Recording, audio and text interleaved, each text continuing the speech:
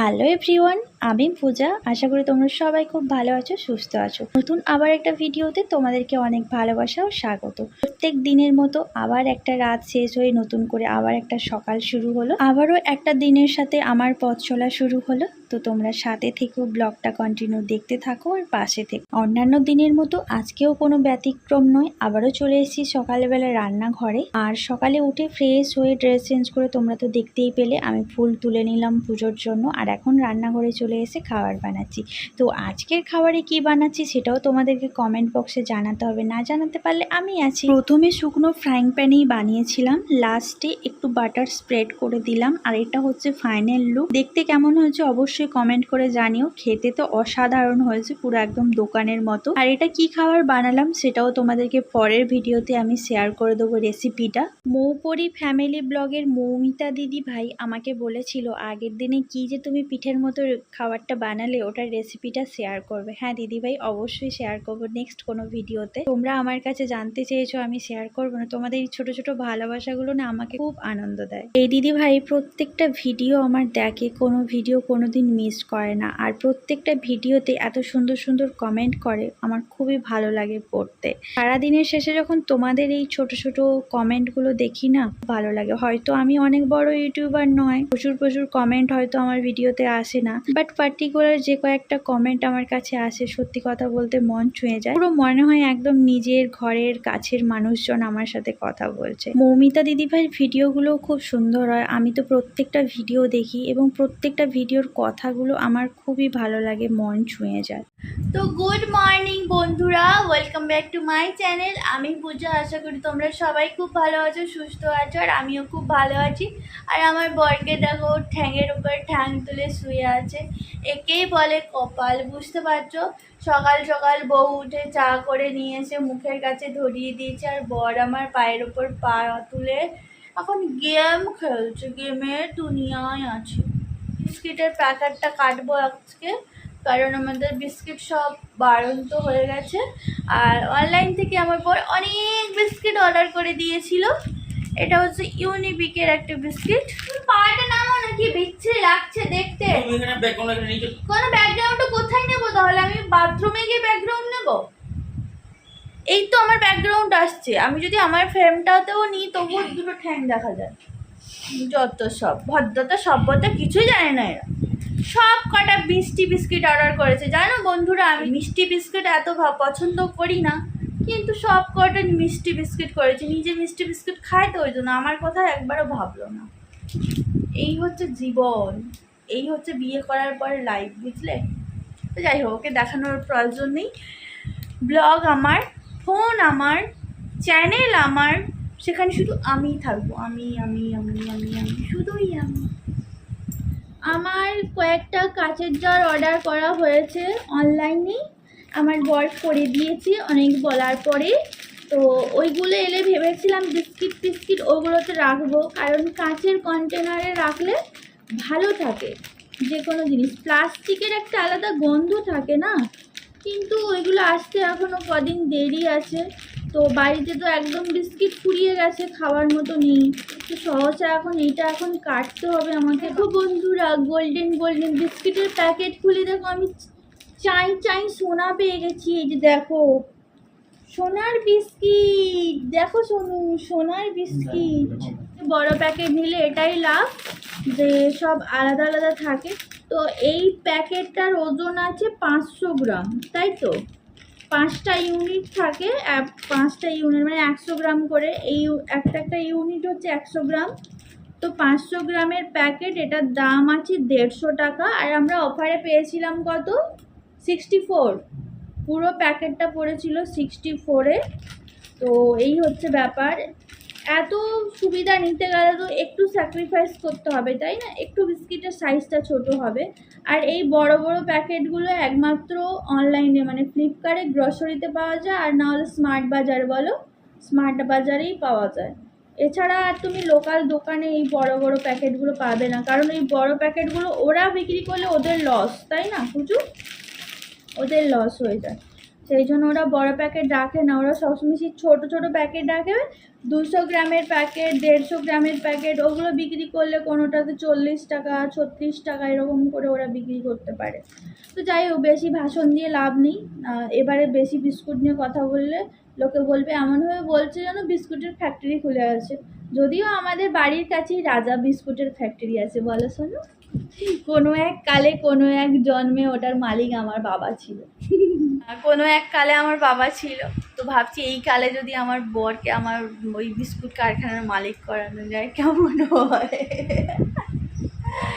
চলো, বেশি কথা বলার দরকার নেই, এবার চা খাবো। বন্ধুরা, তোমরা কি কেউ জানো মানে আমার এই যে পেছনে যে মানে আমি যেখানে মোবাইলটাকে এভাবে স্ট্যান্ড করে দাঁড় করে রেখেছি, এটা কোন জায়গা বলতে পারো? এটা আমার বর শুয়ে আছে, আমার বরের গায়ে মোবাইলটাকে হেলান দিয়ে রেখে দিয়েছি। আজকাল আমার বর তো ক্যামেরাম্যান হচ্ছে না, তাই আমার বরকে দিয়ে স্ট্যান্ড করিয়ে দিচ্ছি। ভালো খেতে। আমরা যে ছোটো ছোটো ইউনিবিকগুলো খাই, ছোটো ছোটো ইউনিবিকের প্যাকেটগুলো, 10 টাকার প্যাকেটগুলো খেয়েছি, আর কি টেস্ট, শুধু সাইজটা একটু ছোটো। আমি তো ওই চায়ের স্বাদটা খাই না, তাই বরকে দিয়ে দিলাম। বর খাবে।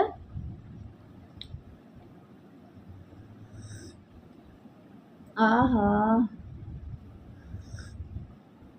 ওহো, হ্যাঁ বন্ধুরা, আমরা চা খেতে থাকি, তোমরা আমাদের সাথে থেকো, ব্লগটা কন্টিনিউ দেখতে থাকো। এরপরে কি করি না করি সব কিছুই তোমাদের সাথে শেয়ার করব।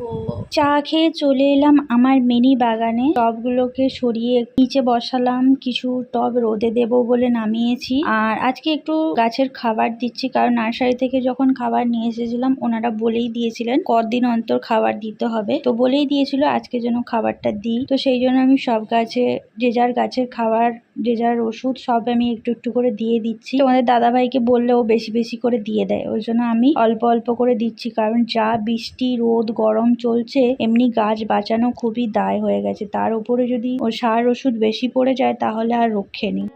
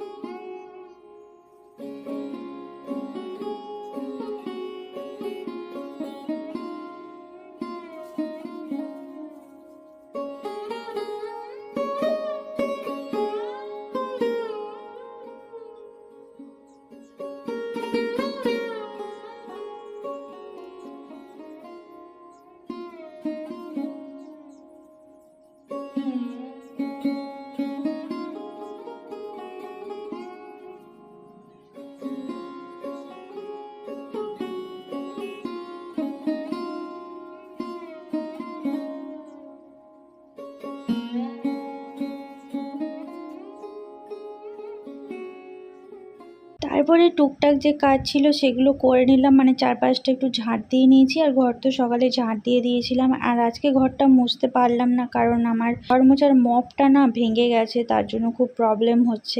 এখন চলে এলাম রান্নাটা করব, রান্না করে তারপর স্নান করে ভাবছি পুজোটা করব। 3 পিস মাছ ছিল, কাতলা মাছ, তাই আজকে ইচ্ছে করলো কাতলা মাছ দিয়ে একটু কচু দিয়ে ঝোল করব। আর আমি ভাতে দিয়েছি আলু আর উচ্ছে, তো এটাই আজকের মেনু। আজকে আর বেশি কিছু করছি না, ভালো লাগছে না, তো চলো পরে আবার তোমাদের সাথে দেখা হবে।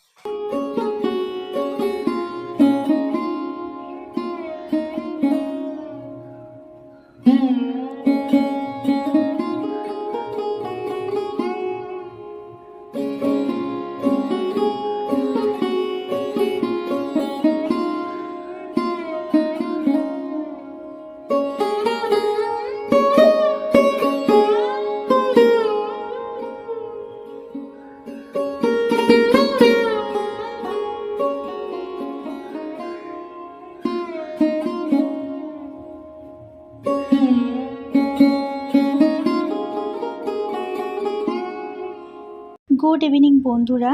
সেই যে সকালে তোমাদের সাথে কথা হলো রান্নার সময়, তারপরে আর আসা হয়নি, সময়ই পাইনি, বুঝতেই পারছো। এখন সন্ধেবেলা, সন্ধে দেওয়ার পর এখন একটু চলে এসেছি রান্নাঘরে। আর এটা কি করছি বলো তো, কারা কারা বুঝতে পারছো আমাকে একটু কমেন্ট করে জানাও। আমি জানি অনেকেই বুঝতে পেরে গেছো, ওটা হচ্ছে তালের মাড়। অ্যাকচুয়ালি বাড়ি থেকে যখন এসেছিলাম অনেকটা পরিমাণে তালের মাড় দিয়েছিল, তো সেটাকে আমি ফুটিয়ে ফুটিয়ে ঠান্ডা করে ফ্রিজে রেখেছিলাম কন্টেনারের মধ্যে। তো ভালোই আছে, খারাপ কিছুই হয়নি। তো সেই জন্য আজকে খুব ইচ্ছে করছিল তালের ফুলুরি খেতে। তো সেই জন্য আবার তালের মাঠটাকে বার করলাম, গরম করে ভালো করে ফোটালাম, কিছুটা নিয়ে আমি মাখিয়েছি তালের ফুলুরি বানানোর জন্য। আর বাকি যেটা ছিল সেটাকে আরো ভালো করে ফুটিয়ে নিচ্ছি। তো আমি এখানে খুব ভালো করে মেখে রেখেছিলাম। এই লাস্টে একটু এলাচের গুঁড়ো দিয়ে দিয়েছি, দুটো এলাচকে একটু ড্রাই রোস্ট করে গুঁড়ো করে দিয়ে দিয়েছি। আর এই যে দেখো, তেলে এখন টুপটুপ করে ফুলুরিগুলো ছেড়ে দিচ্ছি। আর ফুলুরি বানাতে এসেই দেখলাম হঠাৎ করে তেল ফুরিয়ে গেছে। আবার তেলের নতুন প্যাকেট কেটে কন্টেনারে ঢেলে তারপরে আবার এলাম এখানটায়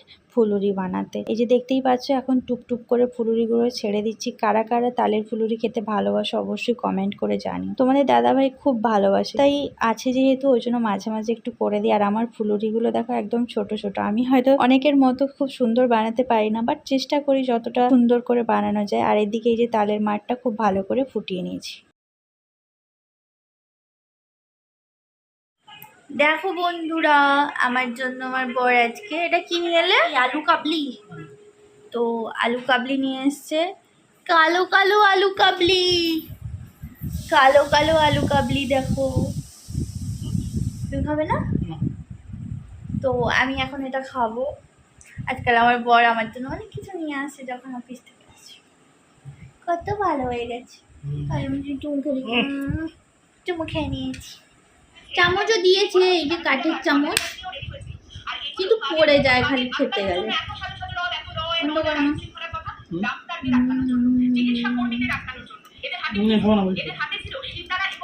একটু খাবে না?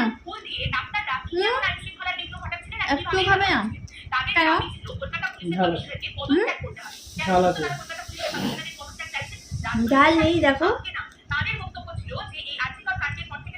টক আর মিষ্টি, একটুও ঝাল নেই, এক ফোঁটাও ঝাল নেই। খাও, ঝালের ভয়ে খাচ্ছে না।